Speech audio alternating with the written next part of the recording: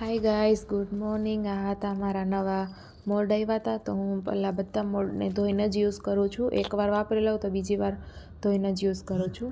અને હું અત્યારે બનાવું છું નીમ એલોવેરાના સોપ. તો આ છે એલોવેરા ઓર્ગેનિક જ બધું વાપરું છું.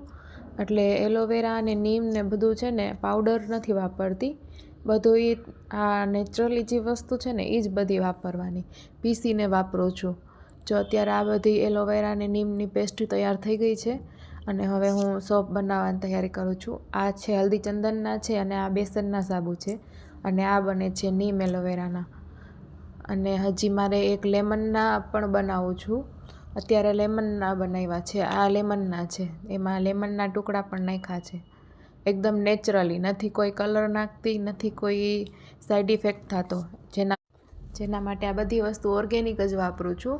એટલા માટે છે ને આનો કલર સાવ ઓછો આવે છે. તમે એમ વિચારતા હોય કે લીંબુ ને એમ હોય તો એનો કલર ઝાઝો આવે, પણ નહીં, એનો કલર આવો જ આવે છે.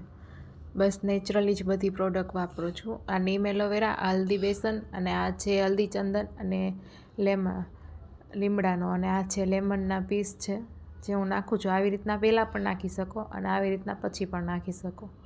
મેં ખાલી જોવા માટે, ટ્રાય કરવા માટે આવી રીતના નાખ્યા હતા કે કયો બેસ્ટ લાગે છે.